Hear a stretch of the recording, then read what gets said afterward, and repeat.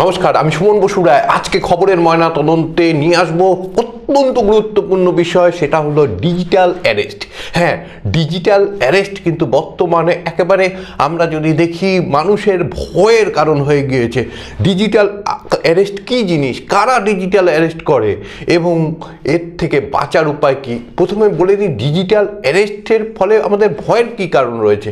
কারণটা রয়েছে, আমরা দেখতে পাচ্ছি সারা ভারতবর্ষ জুড়ে এই মুহূর্তে ডিজিটাল অ্যারেস্টের বিভিন্ন অভিযোগ কিন্তু জমা পড়ছে সাইবার ক্রাইম ডিপার্টমেন্টে, এবং পুলিশের তথ্য থেকে জানতে পারা যাচ্ছে যে এই ডিজিটাল অ্যারেস্টের মাধ্যমে বহু মানুষের সঙ্গে কিন্তু প্রতারণা করা হচ্ছে, এবং যাদের সঙ্গে প্রতারণা করা হচ্ছে বেশিরভাগ মানুষই কিন্তু আমরা যদি দেখি একেবারে সাধারণ নাগরিক নয়, তারা কিন্তু অনেকেই প্রতিষ্ঠিত মানুষ, কেউ অধ্যাপক, কেউ অধ্যাপিকা, কেউ ভালো ব্যবসায়ী, তাদের কাছে কিন্তু ডিজিটাল অ্যারেস্ট করা হচ্ছে। এবং ডিজিটাল অ্যারেস্টের মাধ্যমে লক্ষ লক্ষ টাকা তো বটেই, কোনো কোনো ক্ষেত্রে তো কোটি টাকাও কিন্তু প্রতারণা হয়ে যাচ্ছে।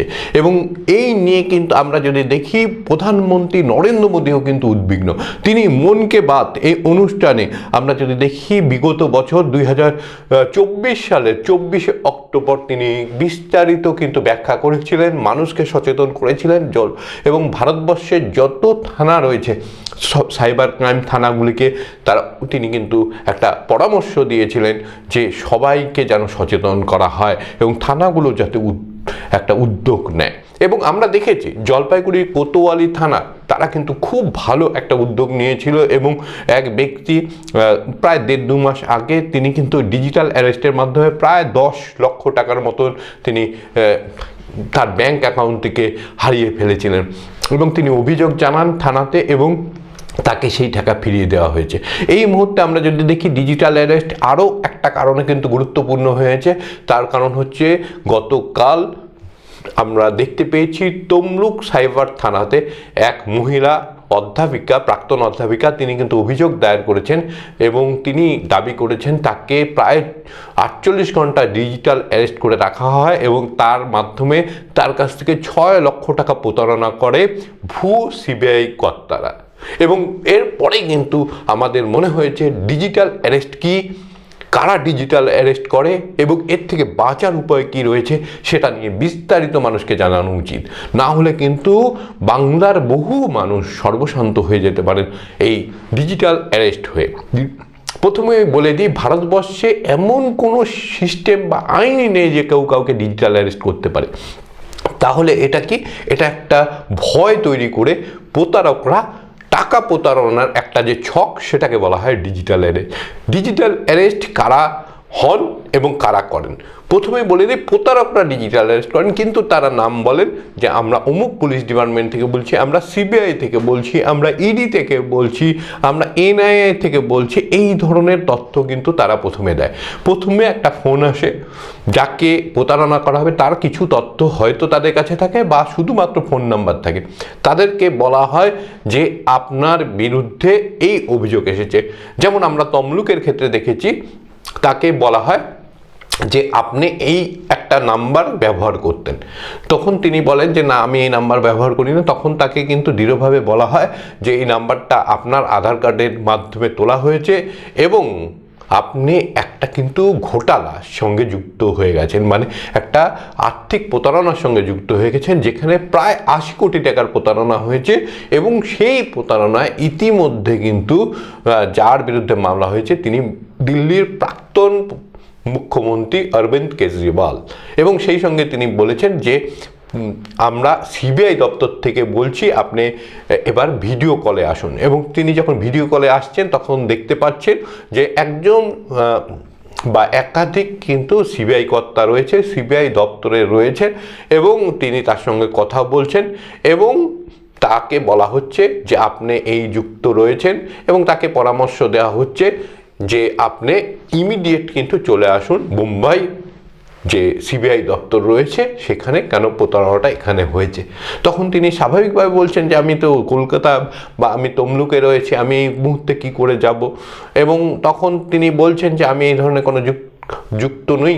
তখন তাকে পরামর্শ দেওয়া হচ্ছে আপনি যদি যুক্ত না থাকেন তাহলে কিন্তু আপনি এই মুহূর্তে ডিজিটাল হ্যারেস্ট হচ্ছেন এবং আপনাকে কিন্তু গৃহবন্দী থাকতে হবে, আপনি কাউকে ফোন করতে পারবেন না এবং আপনাকে আমরা কিছু অনুসন্ধানের জন্য আপনার কিছু বক্তব্য নিব এবং আপনাকে পর্যবেক্ষণে রাখব। এবং এইভাবে কিন্তু প্রথমেই কিন্তু দেখা যাচ্ছে যে সেই ব্যক্তির প্রথমেই যেটা করা হলো, তাকে মানসিকভাবে কিন্তু ক্যাপচার করে নেওয়া হলো এবং তখন যিনি প্রতারিত হচ্ছেন তিনি কিন্তু বুঝতে পারছেন না, কেন সেখানে সিবিআইয়ের দেখা যাচ্ছে ব্যাকে সিবিআইয়ের অফিস রয়েছে এবং যিনি বক্তব্য রাখছেন সে হতে পারে কখনো দেখা যাবে পুলিশের পোশাক পরে রয়েছেন এবং তাকে অন্য পুলিশ কর্মীরা আসছেন, স্যার বলছেন এবং তাকে বলছেন যে আমি এই মুহূর্তে একজনকে অভিযুক্ত রয়েছেন তার সঙ্গে কথা বলছি, আপনি পরে আসুন বা একটু বসুন, এইভাবে একবারে যেটা কিন্তু সাধারণ পুলিশ স্টেশনে হয়ে থাকে ঠিক তেমনভাবেই কিন্তু তাদের সঙ্গে একটা অভিনয় করা হয় এবং অভিনয়ের পর তাকে বলা হয় যে ঠিক আছে আপনি যদি অভিযুক্ত না হন তাহলে এক কাজ করুন, আপনাকে আমরা আইনজীবী দিচ্ছি, আপনার ভালোর জন্য আইনজীবী দিচ্ছি। অনেক ক্ষেত্রে এটা হয়, এক্ষেত্রে তা হয়নি অবশ্য। এক্ষেত্রে যেটা হয়েছে যে ঠিক আছে আমরা যদি আপনি দেখা যায় যে না আপনি নির্দোষ রয়েছেন তাহলে আমরা জেলাতেই বুঝতে পারবো এবং আপনার ব্যাংকে কত টাকা আছে বলুন। তখন উনি গড়গড় করে বলে দিয়েছেন আবার ব্যাংকে এত ফিক্সড ডিপোজিট রয়েছে, এত সেভিংস রয়েছে। তখন তাকে বলা হচ্ছে যে আপনি এক কাজ করুন, ব্যাংকে যান, আপনার যেটা ফিক্সড ডিপোজিট রয়েছে সেটা আপনি প্রথমে সেভিংসে নিন, সেভিংসে নেওয়ার পর আরটিজিএস করে আমাদের পাঠান, আমরা দেখি যে টাকাটা সৎ পথে উপার্জিত কিনা এবং যদি সৎ পথে উপার্জিত হয় আপনার টাকা পেয়ে যাবেন, আপনি আবার ফিক্সড ডিপোজিট করে নেবেন।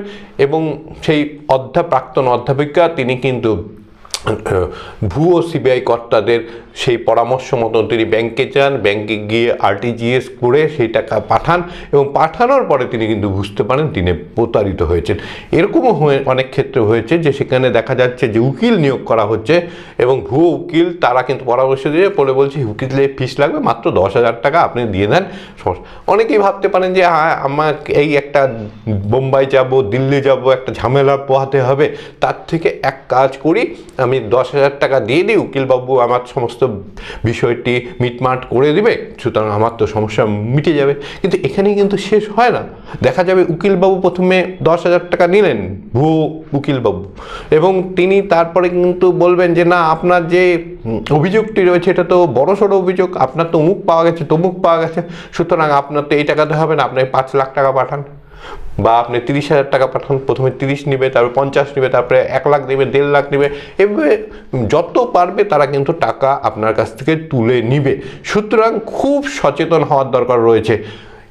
এই ডিজিটাল অ্যারেস্টের ক্ষেত্রে এই ধরনের উদাহরণ রয়েছে, দেখা যাচ্ছে হয়তো আপনি কে বলা হলো যে আপনি অমুক কোম্পানির থেকে আপনি এই প্রোডাক্ট কি কিনেছেন, আপনি হয়তো কোনো সময় কোনো শাড়ি হোক, আপনি কোনো জামা হোক বা জুতো হোক বা অন্য কিছু ইলেকট্রনিক্স গেজেট হোক, আপনি কখনো কোনো সেই সংস্থা কিনেছেন, আপনার মাথায় আসতে পারে তাহলে হয়তো সেই কোম্পানি থেকে ফোন করছে, তখন বলছেন যে না আমি সেই কোম্পানি থেকে ফোন করছি না, আমি কাস্টম থেকে ফোন করছি, আপনার যে জিনিসটা আপনি কিনেছেন এটা আপনাকে দেখাচ্ছে যে আপনার রিসিপ্টটা হবে আপনার কাছে এবং সেই জিনিসের মধ্যে এই বস্তু পাওয়া গেছে যেগুলি কিন্তু এই মুহূর্তে আপনাকে আইনের আওতায় চলে আসলেন।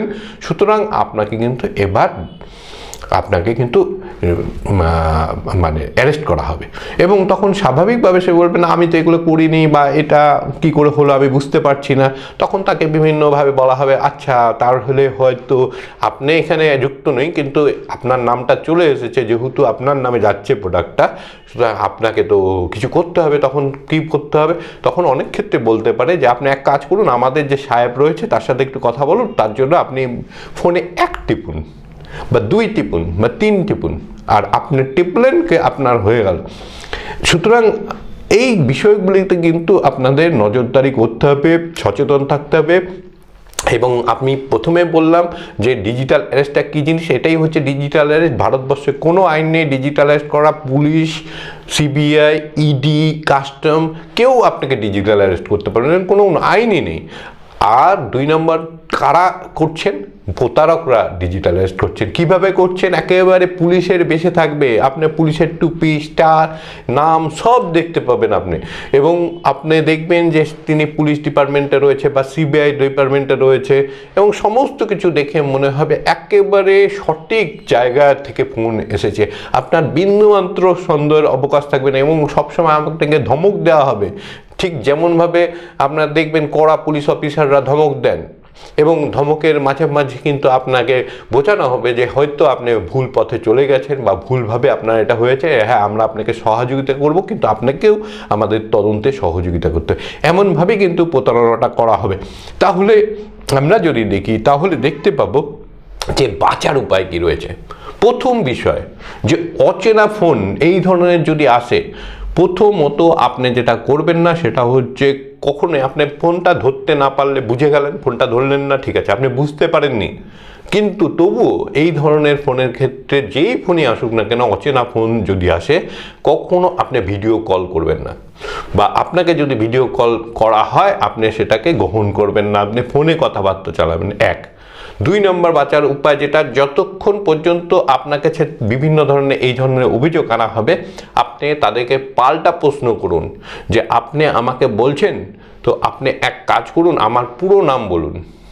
হয়তো দেখা যাবে আপনার পুরো নাম সে বলে দিতে পারে, তখন আপনাকে যদি বলে যে আপনার আধার কার্ড দিয়ে ভুল হয়েছে, তো বলবেন আপনি আপনার আধার কার্ড আপনি জানান, আমার আধার কার্ড। আপনি তো বলছেন যে আমার বিরুদ্ধে অভিযোগ রয়েছে আধার কার্ডের ভিত্তিতে, তো আপনি আমাকে আধার কার্ডের নাম, সাধারণভাবে আধার কার্ডের নাম জানাতে পারবে না, কিন্তু বর্তমান দুনিয়ায় সেটাও জানা সম্ভব হতে পারে। আপনি বলতে পারেন যে আমার সঠিক ঠিকানা জানান, আপনি যে কোন ঠিকানায়, সেটাও দেখবেন বলতে পারবে না, সুতরাং সেখানেই কিন্তু তারা ফোনটা কেটে দেবে। এইগুলি কিন্তু 1 নম্বর বাঁচার উপায়। 2 নম্বর বাঁচার উপায়, আপনার যদি প্রতারণা হয়েও যায়, আপনি হয়তো বুঝতেই পারলেন না, আপনার টাকা কেটে নিল, বা আপনার কাছ থেকে, প্রথম যেটা আপনি করতে পারেন সেটা হচ্ছে 1930 এই হেল্পলাইনে কিন্তু আপনি ফোন করতে পারেন, এবং সঙ্গে সঙ্গে পারলে আপনি যেটা করবেন সেটা হচ্ছে স্থানীয় সাইবার ক্রাইম থানাতে আপনি অভিযোগ দায়ের করেন। বহু ক্ষেত্রে আমাদের মনে হয় যে এই ধরনের প্রতারণার পর বোধহয় আমরা টাকা ফিরে পাবো না, একদম ভুল ধারণা। ভারতের যত সাইবার ক্রাইম থানা রয়েছে, দেখা যাচ্ছে যে তারা কিন্তু এই ধরনের যে ঘটনাগুলি যদি সঙ্গে সঙ্গে অভিযোগ জানানো হয়, তারা কিন্তু দ্রুততার সঙ্গে সেই ধরনের যে প্রতারণা সেগুলো কিন্তু ছক ধরে ফেলে, এবং তারা টাকা ফিরিয়ে দেয়। জলপাইগুড়ি কোতোয়ালি থানা কিন্তু এই ধরনের বিষয়ে বহু টাকা ফিরিয়ে দিয়েছে।